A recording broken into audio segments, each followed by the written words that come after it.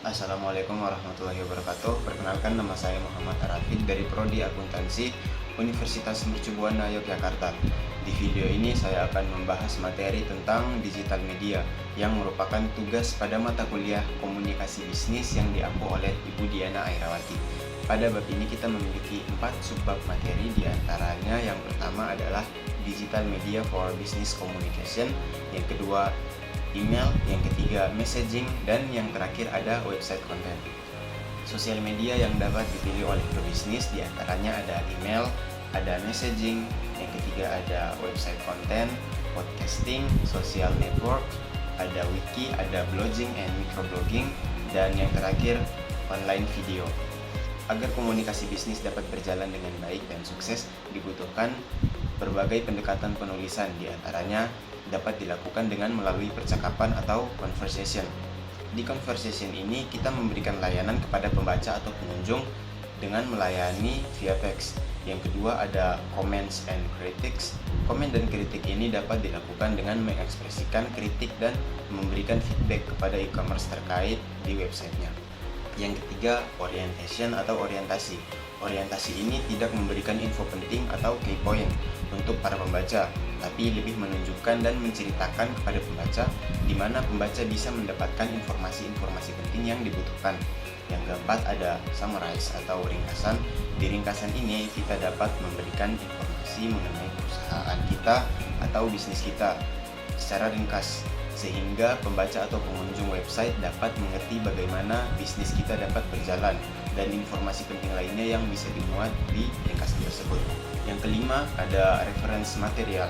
Di reference material ini kita mempertimbangkan sebuah orientasi dan materi dengan cara yang logis, juga memberikan judul yang jelas, bukan hanya sekedar clickbait.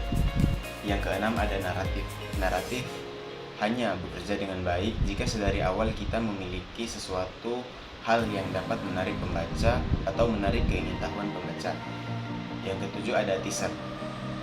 Biasanya di teaser ini kita hanya memberikan sepotong informasi atau informasi yang ringkas untuk menarik para penonton, pengunjung, atau pembaca. Yang kedelapan ada status update. Di status update ini kita memberikan informasi yang sangat dibutuhkan oleh pembaca atau memberikan informasi yang sangat penting bagi pembaca atau pengunjung. Dan yang terakhir ada tutorial. Di tutorial ini kita dapat memberikan sebuah informasi dengan bentuk video yang memuat cara penggunaan produk kita ataupun hal-hal lain yang menyangkut bisnis kita kepada pengunjung atau followers kita. Nah, kemudian selanjutnya mengoptimalisasikan konten untuk perangkat seluler. Perangkat seluler tentunya digunakan untuk memperluas kesempatan dan pilihan bagi kita sebagai pembuat konten untuk memilih pilihan apa yang tepat untuk membuat konten yang menarik perhatian audiens, dan audiens juga dapat memperluas kesempatannya untuk mengonsumsi lebih banyak konten. Pilihan-pilihan tersebut diantara lain, yang pertama ada location based service. Di location based service ini pembeli atau konsumen secara langsung mendorong ekonomi dari bisnis kita, karena seorang konsumen dapat mempengaruhi konsumen lain untuk membeli dan merasakan pengalaman untuk berbelanja di bisnis kita.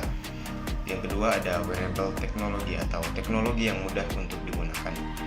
Teknologi yang mudah untuk digunakan ini dapat mendorong secara signifikan kepada radikal koneksivitas untuk mencapai level yang maksimum. Yang ketiga ada gamification atau gamifikasi.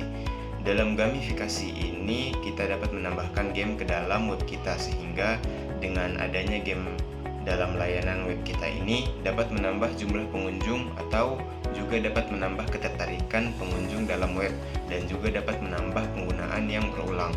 Yang keempat ada mobile blogging atau yang biasa disebut dengan moblogs. Yang kelima ada augmented reality, superimposing data atau menumpuk data pada live gambar yang secara langsung yang bergerak bisa menambah experience atau pengalaman bagi para konsumen dan memberikan informasi yang berguna bagi para user bisnis atau pengguna bisnis. Yang selanjutnya adalah mobile podcasting. Dengan adanya mobile podcasting ini atau podcast yang berbasis dengan ponsel digital, kita dapat merekam podcast saat dalam perjalanan atau apapun kegiatan kita, dan kita bisa langsung memposting ke dalam situs web setelah selesai merekam. Dan yang terakhir adalah cloud-based service. Cloud-based service ini dianggap ideal karena mengandalkan resource atau data-data sumber data yang disimpan di dalam blog.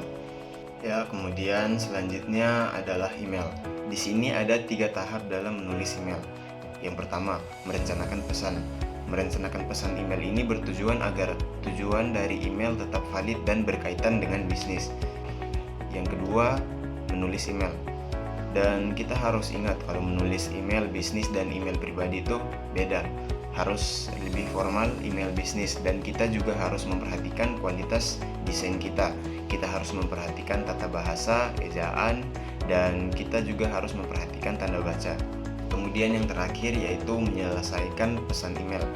Di sini kita merevisi dan mengoreksi kesalahan yang ada, dan kita juga harus memeriksa ulang daftar penerimanya, benar atau salah. Nah, selanjutnya adalah messaging. Dalam pesan atau messaging ini memiliki sisi positif dan negatifnya. Positif yang pertama, messaging lebih cocok untuk pertukaran bolak-balik daripada email dan format digital lainnya. Yang kedua, administrator dapat memilih siapa saja yang berpartisipasi, yang artinya administrator bisa memblokir semua gangguan dan ancaman dari luar. Dan yang ketiga, karena sifatnya yang instan, jadi messaging ini adalah pilihan terbaik kalau pengirimnya mau pesannya ditindaklanjuti dengan cepat. Selanjutnya, kekurangan dari messaging yaitu yang pertama, pengguna dari semua sistem bergantung pada kecepatan dan keakuratan mengetik pengguna lain yang dapat membuat olah pesan menjadi lambat dalam beberapa kasus. Yang kedua, sistem pesan sangat bervariasi dalam keamanan dan privasi. Dan yang terakhir, ini dapat memungkinkan salah tafsir. Penyebabnya adalah sedikitnya kesempatan untuk menyampaikan sinyal nonverbal. Nah, sekarang cara mengatur situs web. Yang pertama, pikirkan semua kemungkinan skenario siapa saja yang mengunjungi situs. Yang kedua, identifikasi semua kemungkinan cara masuk ke situs tersebut. Dan yang ketiga, buat peta atau alat visual. Yang keempat, pastikan pengunjung dapat kembali ke level teratas dari situs atau home.